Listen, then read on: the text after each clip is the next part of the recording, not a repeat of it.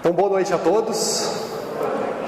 Uns dias atrás eu tive a oportunidade de estar aqui falando sobre um método prático da reforma íntima, um tema que eu passei a pesquisar mais, a principalmente tentar colocar mais na minha vida, e pesquisando vi muitas coisas que nós podemos fazer na nossa reforma íntima, no dia a dia, na prática, que muitas vezes nós nem consideramos que é um exercício de reforma íntima, pequenas atitudes. E uma dessas análises foi a gente analisar como é que a gente pode utilizar da cordialidade, como nós podemos ser pessoas mais cordiais e como isso interfere na nossa reforma íntima.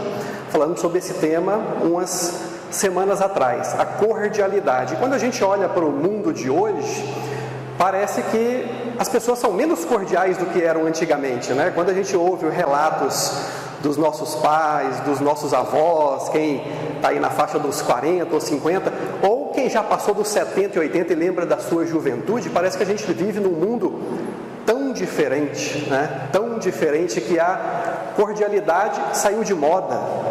Parece que aqueles princípios mais básicos de conviver bem com as pessoas saíram de moda, as pessoas não praticam mais. E hoje nós vemos que a honestidade parece seguir o mesmo caminho, né? Parece que a honestidade está saindo de moda, é coisa de antigamente, né? Ou coisa que ficou ainda em cidades menores do interior.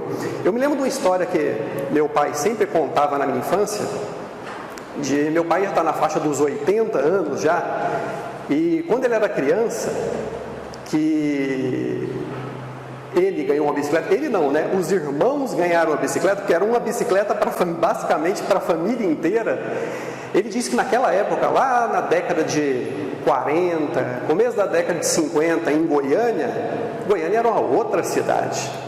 Tanto que a bicicleta deles, eles deixavam estacionada, encostada no muro do lado de fora da casa. E as casas, como a gente até vê hoje eram todas casas de murinho baixo, aquele muro que qualquer pessoa que quiser pula, o portão nem era fechado, né? Aí a gente olha, analisa hoje e passeando pela cidade a gente vê casas com muros altos, né? Com cerca elétrica, com concertina, com portões todos fechados. Parece que as pessoas viraram reféns dos bandidos, né? E elas se escondem, elas se protegem dentro de casa. E isso, quem mora em Goiânia, dependendo do bairro, dependendo do hábito que você tem, você mora em casa ou em apartamento, você vê isso muito acontecendo. Mas é curioso que quando a gente viaja para cidades do interior, a gente costuma encontrar aquela segurança maior que parece que nós perdemos aqui, né? Você vê muito as pessoas conversando sentadas na porta de casa, com as cadeiras, você vê aquela tranquilidade, aquela paz que reina, e a gente fica perguntando, o que está acontecendo com o mundo, né? O que está acontecendo com a nossa cidade, principalmente? Porque passado aí da década de 50 para cá, já são 70 anos que se passaram, a nossa cidade virou uma outra cidade, né? Goiânia passou a ser uma metrópole de mais de 1 milhão de habitantes, e a sensação que a gente tem de segurança é outra. Parece que a honestidade virou não uma obrigação de todo mundo, mas um artigo raro. Tanto que quando a gente vê assim grandes gestos de honestidade, eles aparecem em todos os jornais, não é verdade? Volta e meia a gente vê aí alguém que encontrou uma mala de dinheiro, cheia de dinheiro, em algum local público, e uma mala que estava ali. Ninguém no ambiente, a pessoa encontrou aquela mala ali. E aí, se é uma pessoa que tem esse valor da honestidade já bem consolidado dentro de si, o que ela faz? Ela procura uma autoridade policial, procura a administração do local onde ela está e devolve aquela mala com dinheiro. E isso sai estampado em todos os jornais da cidade, dependendo de como for, sai até no Jornal Nacional. Aí a gente fica analisando essa inversão de valores e fica pensando, né? Era para ser um ato comum de todos nós. Era para ser o normal, ao encontrarmos com alguma coisa que não nos pertence, devolvermos, né? Só que é tão raro hoje em dia esse tipo de atitude que vira exceção. A honestidade, assim como a cordialidade, virou uma exceção. E é claro que entre nós não temos aqui criminosos, bandidos, ladrões, mas se a gente for pensar fundo na honestidade, muitas vezes ela está nas pequeníssimas coisas. Eu lembro que eu conversava com uma pessoa muito próxima de mim sobre essa questão, né? Essa questão de encontrei uma mala cheia de dinheiro. É claro, se a gente souber de quem é, ou tiver uma identificação mínima, a gente se sente tentado a devolver. O senso de honestidade nos pede para devolver. Agora, e se a gente encontra essa mala cheia de dinheiro em condições ou numa situação que a gente não tem a mínima ideia de quem é, a quem pertence? E mais do que isso, se nesse momento exato da vida a gente está passando por uma grave situação financeira, é aí que o nosso senso de honestidade vai ser testado na prática, porque muitas vezes é assim que acontece. Quando a gente pensa, quando a gente vê as atitudes dos outros, a gente julga, a gente pensa, eu não faria isso. Só que isso pode acontecer num momento em que tudo conspire para a gente chegar à conclusão. Bom, como diz o ditado, achado não é roubado, né? Não é de ninguém, está ali, ninguém vai sentir falta, ou se vai eu não sei a quem entregar, então vou considerar que é um presente de Deus para mim.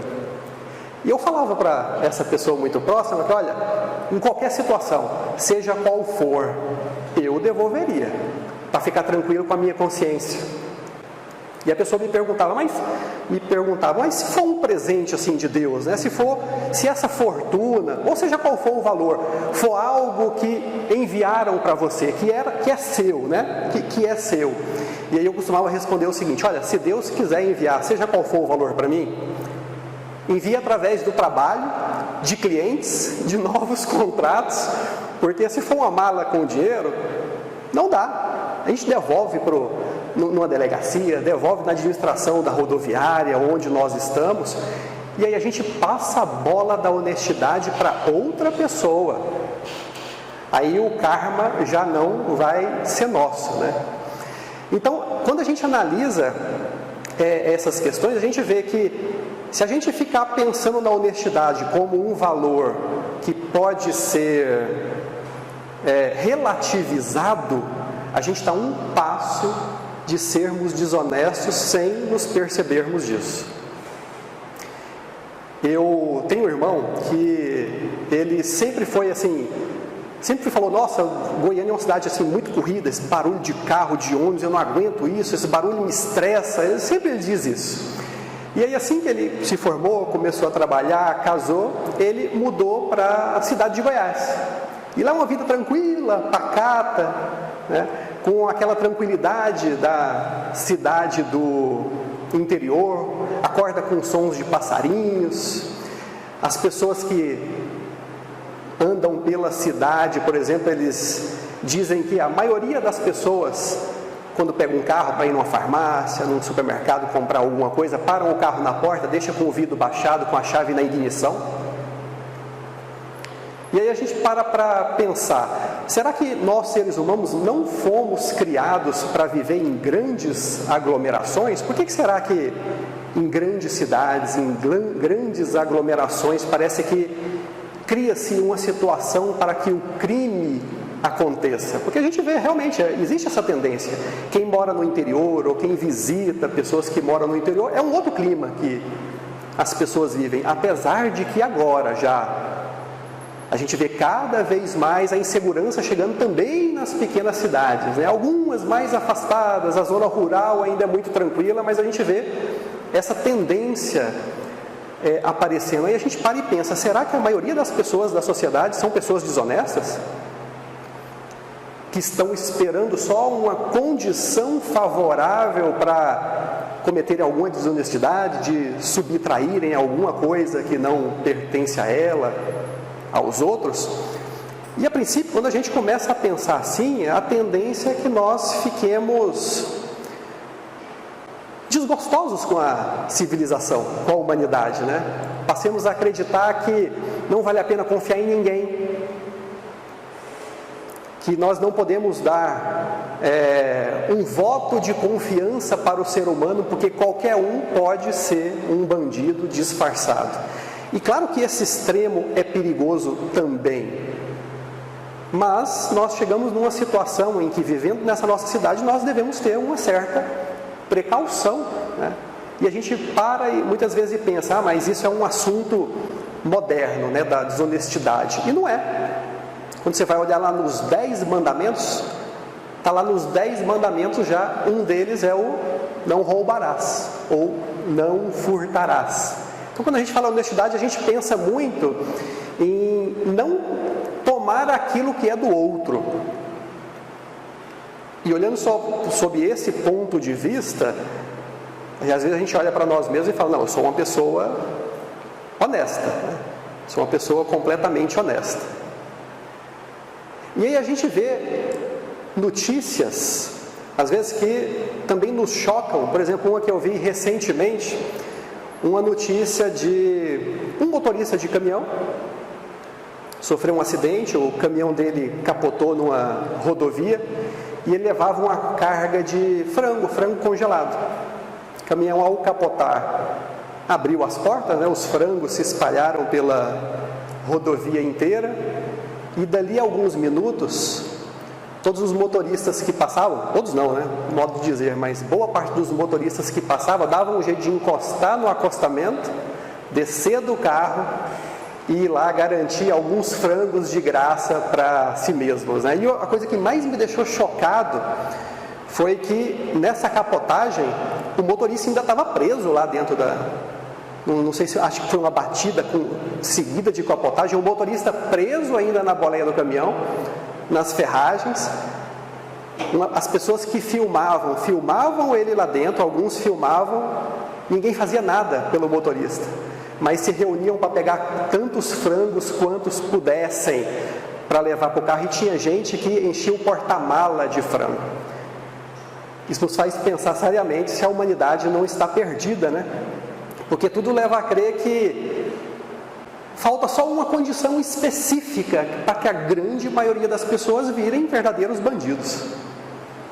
Porque eram dezenas e dezenas de pessoas que paravam carros de até alto valor, carros importados no meio daquilo ali. Quer dizer, pessoas que têm toda condição de comprarem, né, de viverem em conforto, que param um carro importado numa estrada para saquear um caminhão de frango que espalhou a carga pela rodovia, né? Não é à toa que quando a gente vê essas notícias, a gente passe a ficar cada vez mais pessimista com o futuro da humanidade. Porque a gente assiste tanta maldade, né? Tanta crueldade, tanta desonestidade que acontece o tempo todo, principalmente quando nós estamos dentro do ambiente de uma cidade grande. A gente vê essa notícia, nos bombardeia tantas vezes, repetidas vezes, que a nossa tendência é achar que a civilização deu errado, né? A honestidade se perdeu, é um valor que não existe mais, e que eu não posso confiar em ninguém, ou chegar a uma conclusão ainda pior, que é: hoje vale tudo. Desde que eu não seja pego, vale tudo. E certas coisas são crimes menores, como, por exemplo, fazer um desvio no encanamento de água para levar para minha casa sem pagar conta, ou fazer um gato na instalação de rede elétrica para minha conta vir zerada. São pequenos crimes que todo mundo faz. Todo mundo faz, né? Então, isso é uma coisa menor. Eu não estou roubando, eu não estou tirando de ninguém, eu estou tirando de grandes corporações. Logo, não é desonestidade. Essa é uma tendência perigosa de nós começarmos a relativizar o conceito da honestidade, porque é por aí que nós entramos em erros cada vez maiores. cada vez maiores. Eu me lembro de um episódio desse meu irmão falando que quando ele chegou na cidade, que ele viu aquela calma, aquela tranquilidade e que decidiu construir uma casa, né, ali próximo do trabalho, comprou um lote, decidiu construir uma casa porque viu ali um local seguro. Na construção da casa, enquanto os pedreiros estavam construindo, ele sempre estava no trabalho.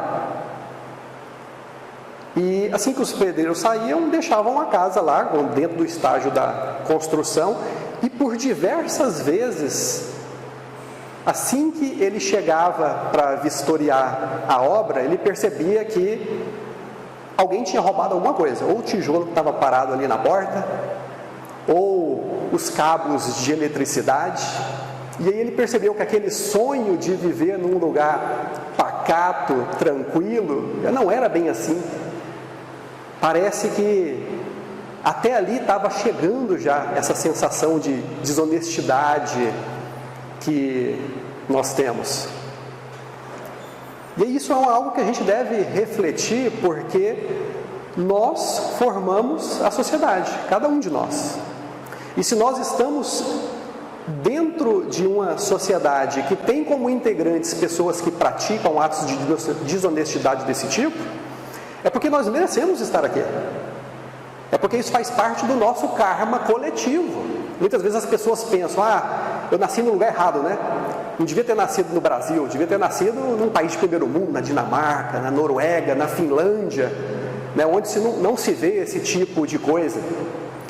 Onde você, por exemplo, vê que existem supermercados onde não existem atendentes. É um teste, um piloto que eles estão fazendo já há muitos anos em países do primeiro mundo, né? Você entra, pega as coisas, passa num código de barra você mesmo, coloca o cartão lá de crédito você mesmo e sai com as compras. Nenhum atendente na loja. Dá uma vontade de morar num país assim, não é? Num lugar assim onde todo mundo é honesto, mas essa é uma contribuição, é uma construção de cada país, de cada povo, de cada coletividade. Se nós estamos aqui no Brasil é porque nós precisamos auxiliar nessa construção. E aí isso passa pela nossa reforma íntima. Mas eu quero dar um passo além nessa questão. Porque quando a gente fala de honestidade, muitas vezes vem essa ideia de que desonestidade é tirar aquilo que é dos outros. Quer dizer, é a honestidade nas ações. Quer dizer, uma vez que eu não tire nada que é de ninguém, eu sou uma pessoa honesta. Mas existe um componente da honestidade também que está nas palavras. Nós devemos ser íntegros, tanto nas ações quanto nas palavras. Isso remete a um outro mandamento também. Lá ao lado do não furtarás, um dos 10 mandamentos é o não levantar falso testemunho. Ou, nos termos que nós usamos hoje, né? Não mentir. E aí vamos parar para refletir sobre até a data que acabou de passar agora, o dia 1º de abril, né? Que todo mundo conhece como o dia da mentira. E tentando identificar de onde veio esse hábito de considerar o 1º de abril o dia da mentira, a gente vê algumas explicações, né? De que em calendários anteriores, mais antigos, a virada do ano acontecia, se eu não me engano, tantos dias depois do final do verão, né? Iniciava-se uma festa por volta ali do dia 25 de março, que terminava no dia 1º de abril. E dia do 1º de abril era a virada de ano, onde as pessoas se presenteavam, onde elas festejavam. Ali terminava um ano e começava outro. Isso no calendário antigo. Aí veio uma reforma, o nosso calendário novo gregoriano, e foi mudado, né? E o começo do ano passou a ser 1º de janeiro ao invés de 1º de abril. Só que aquelas pessoas mais conservadoras continuaram festejando o 1º de abril.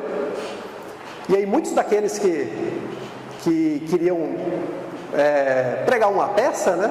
Às vezes entregavam presentes falsos no 1º de abril, e aí com toda essa história virou 1º de abril o dia da mentira, onde muitas vezes a gente cai numa pegadinha, né? Num golpe de alguém, com um tom de brincadeira, mas isso diz fundo sobre nós também. Porque esse mandamento de não levantar falso testemunho, de não mentir, ele é muito mais complicado de se levar para a prática do que aquele outro mandamento do não furtarás. A gente começa a entrar em atitudes muito mais simples que a gente não para prestar atenção, né? Existem até alguns cientistas, alguns estudiosos que dizem que se todos nós disséssemos sempre a verdade em todas as ocasiões, a gente viveria um caos.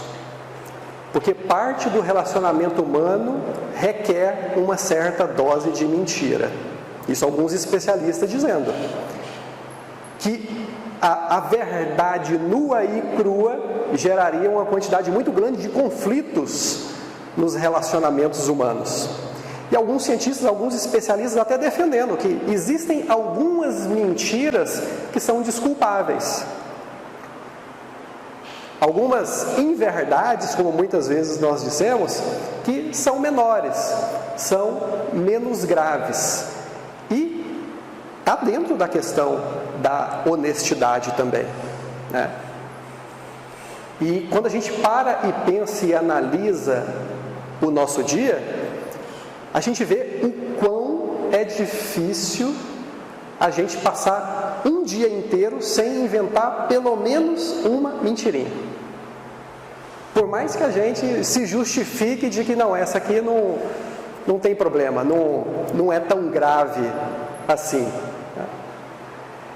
E aí a gente começa também a abrir uma porta para contar mentiras maiores.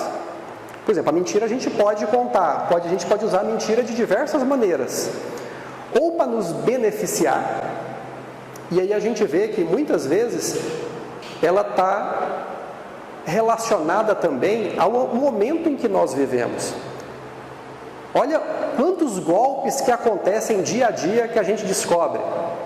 O golpe do WhatsApp, golpe do SMS falso, golpe disso, golpe daquilo, que a gente começa a não acreditar mais em nada das coisas que a gente vê, das coisas que a gente lê. A gente vive na época das fake news.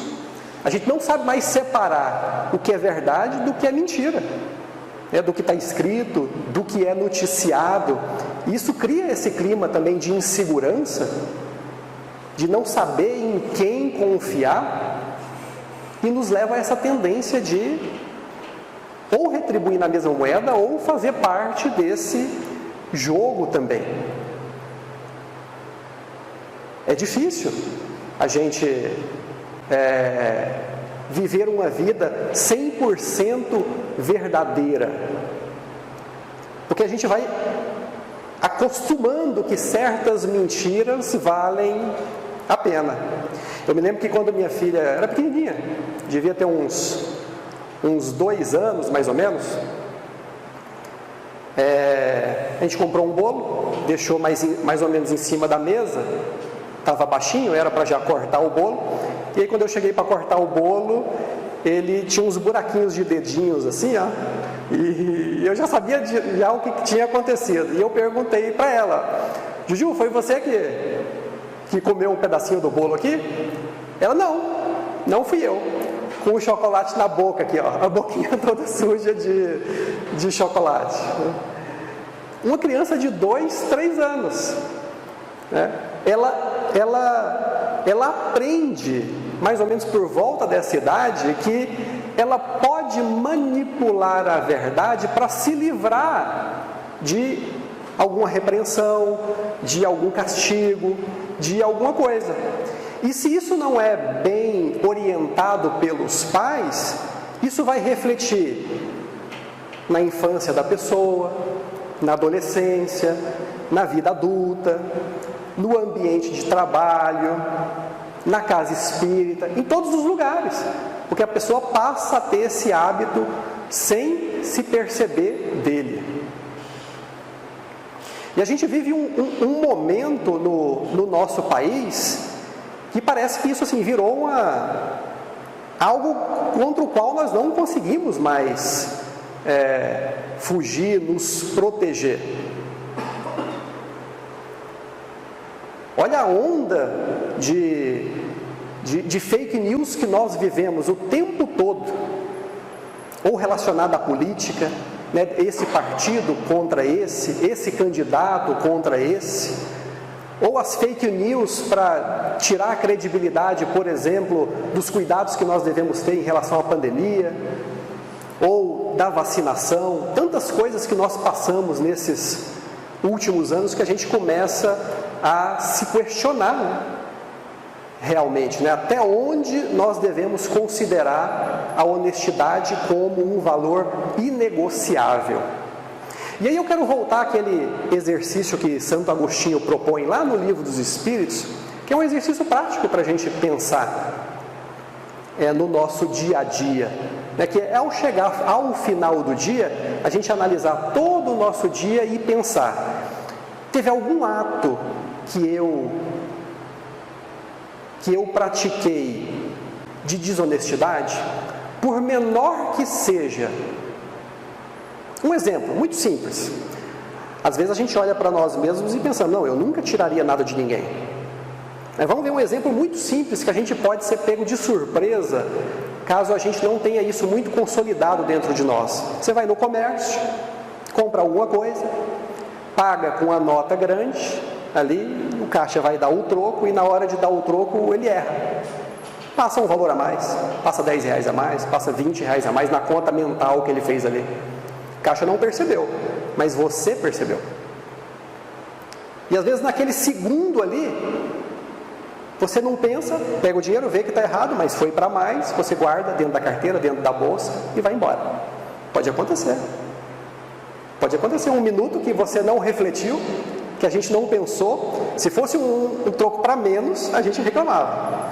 Mas como foi para mais, às vezes a gente cai nessa tentação: não, vou deixar. Às vezes eu não pensei, não refleti naquilo. Aí a gente volta, quando deita a cabeça no travesseiro à noite e reflete sobre isso, a gente percebe que, independente de qual seja o valor, se for 10, se for 5, independente de qual seja o valor, alguém vai pagar essa conta. Provavelmente o caixa, a pessoa que estava no caixa ali, ao fazer o fechamento ali, vai sentir falta daquele valor e a pessoa vai levar esse prejuízo, né? E aí, se a gente refletir e perceber que essa foi uma desonestidade, mesmo que involuntária, mesmo que a gente não tenha tido tempo de refletir, a gente tem duas coisas que a gente pode fazer para corrigir isso. Nada nos impede de voltar no dia seguinte e devolver esse valor. Olha, chegando em casa eu percebi que você me passou um valor errado. Toma aqui, os R$10 de volta. Isso vai servir como sempre um lembrete para quando episódios como esse acontecerem, a gente conseguir reagir da forma correta automaticamente, sem pensar, de forma automática, sem correr o risco de vacilar. E aí a gente vai ter dado um passo a mais na construção dessa honestidade. E se a gente ficar em dúvida em relação a algum caso ou outro, será que eu fui honesto ou desonesto nesse caso específico? Se a gente começar a relativizar, existe uma dica muito boa para a gente tirar a dúvida, que é a seguinte: a gente perguntar para nós mesmos: o que Jesus faria no meu lugar? Essa é uma pergunta que não tem erro, né? Mas aí às vezes a gente para e pensa: não, mas Jesus é um modelo inalcançável, né? Um espírito puro, está tão longe de nós. Então vamos facilitar um pouquinho as coisas, vamos fazer uma pergunta diferente. O que o Chico Xavier fazia no nosso lugar? O que ele faria?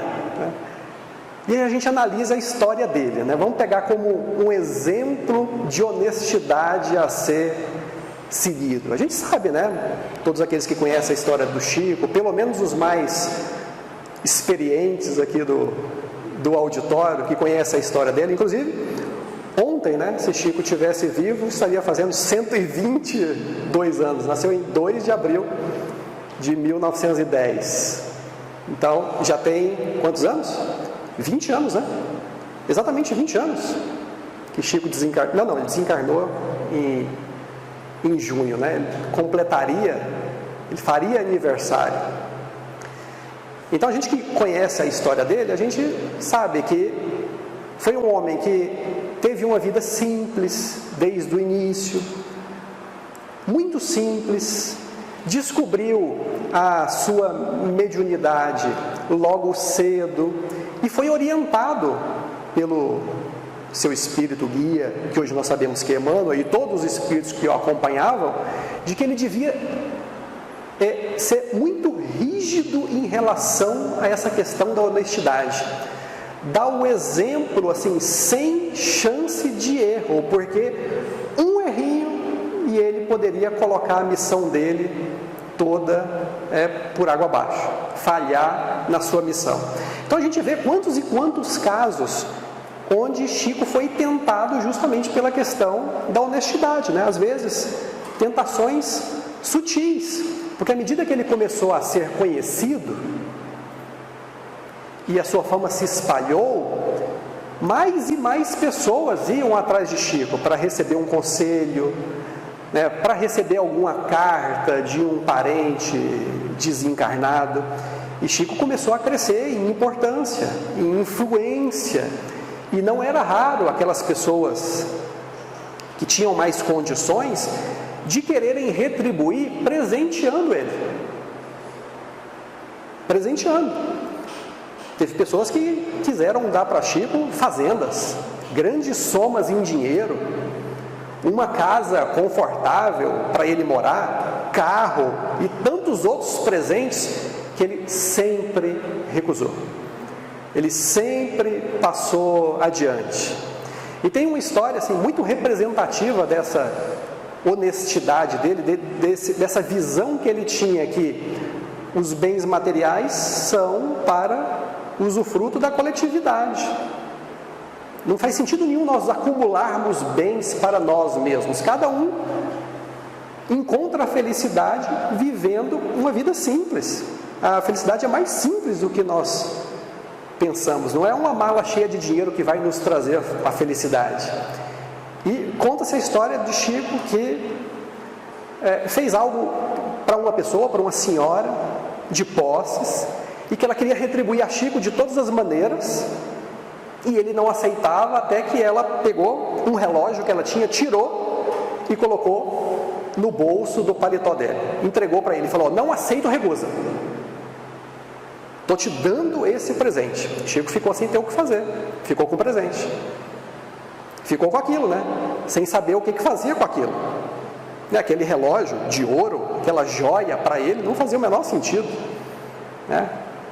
E aí, ao atender as pessoas, chega uma senhora para ele, que fala que está com dificuldade de lembrar o horário de tomar os remédios, porque ela não tem nenhum relógio. Aí Chico lembrou do relógio, tirou do bolso e entregou para ela: toma, irmã, agora você não vai mais esquecer a hora, está aí o relógio. Então, o relógio só passou por ele e encontrou o seu destino final, né? Então nós temos muitos exemplos que nós podemos usar para seguir. Se a gente fizer essa análise, né, dia a dia, como eu posso fazer algo melhor do que eu fiz hoje, em cada situação que eu vivo no meu dia a dia, como eu posso ser mais honesto, tanto nas ações como nas palavras, e eu diria até nos pensamentos, porque muitas vezes a gente erra no pensamento também. Nós podemos ser desonestos até conosco mesmo a partir do pensamento, quando nós não aceitamos aquilo que está de errado em nós, que nós nos justificamos. Ou um outro exemplo também, que nós podemos ser desonestos através do uso da palavra. na maledicência. Quantas vezes a gente não é abordado por uma pessoa que chega até nós falando: você viu o que aconteceu com aquela pessoa? Você viu o que ela falou? Você viu o que ela fez? E aí bate a curiosidade de saber, né? A fofoca, a maledicência. E aí tem uma frase muito interessante é atribuída muitas vezes a Freud, que diz o seguinte: quando Pedro fala de Paulo, eu sei mais de Pedro do que de Paulo. Quer dizer, sempre que a gente fala mal de alguém, isso revela parte da nossa personalidade. Né? Dizem os psicólogos que é uma projeção que nós fazemos no outro. Quando nós vemos muita coisa errada nos outros, é porque nós temos um pouco daquilo dentro de nós também, de uma forma oculta, que a gente não percebe. Então a honestidade das palavras também é evitar a maledicência, evitar a fofoca, evitar passar adiante. Aí a gente lembra daquele conselho de Sócrates, né? Pelo menos ficou atribuído a Sócrates, que era as 3 peneiras. Uma pessoa chegou a Sócrates e falou para ele: eu tenho uma coisa para te contar. E aí Sócrates falou: você passou pelas 3 peneiras? Ele: como assim? Que 3 peneiras? Ele falou: a primeira é a peneira da verdade. Você tem certeza absoluta que isso que você vai me contar reflete a verdade? É um fato? Ou você ouviu de alguém, que por sua vez ouviu de alguém, que ouviu de alguém? Porque é aí que nasce, né? A maledicência, a fofoca, a mentira. Se passar por essa peneira, ainda tem a segunda, que é a peneira da bondade. Isso que você vai me contar faz bem a mim? Faz bem a você? Faz bem às pessoas envolvidas nisso? Se passar pela peneira da bondade, ainda tem uma terceira ainda que a gente deve considerar, que é a peneira da utilidade. É útil para mim isso? Para você passar essa informação adiante? Vai nos engrandecer de alguma forma? Vai nos ajudar? E eu imagino que a pessoa tenha olhado para Sócrates e falado: não, esquece, deixa para lá, não vale a pena não, né? Eu já entendi a mensagem, não vou passar adiante. Então, quantas vezes nós passamos adiante informações que, será que a gente tem certeza que é verdade? Será que faz bem às pessoas envolvidas naquilo que a gente está passando? E a gente pode ir até além quando a gente começa a raciocinar sobre a honestidade nas palavras, né? A questão de viver sempre a integridade e a verdade. Voltando àquela questão que aqueles cientistas falavam, né? É impossível a gente viver plenamente 100% falando a verdade em todas as situações. É um exercício difícil, mas a gente deve nos esforçar, porque no final das contas a gente não consegue esconder nada de ninguém, né? A mensagem que o Sr. Walter leu aqui hoje no começo diz que nós estamos rodeados de espíritos e deles nós não conseguimos esconder pequenos atos de desonestidade, né? Nós não conseguimos esconder mentiras. Quando a gente voltar ao plano espiritual, todas as máscaras caem.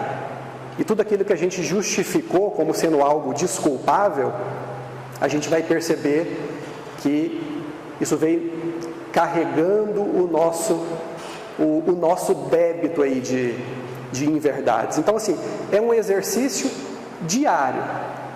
É fácil? Não é.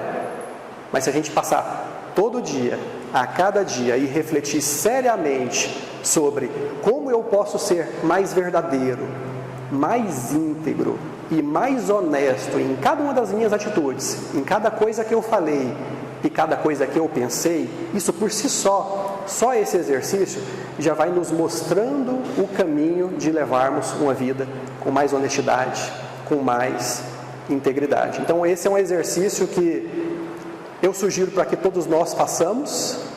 Não é nada fácil, mas cada vez que a gente erra e percebe o erro em nós damos um passo adiante também, porque fica mais fácil a gente corrigir logo à frente. Então fica como exercício, a gente viver sempre a verdade, a integridade, a honestidade. Agradeço a presença de todos, né, por me ouvirem, e desejo que todos tenham um ótimo final de semana e uma ótima semana pela frente. Muito obrigado.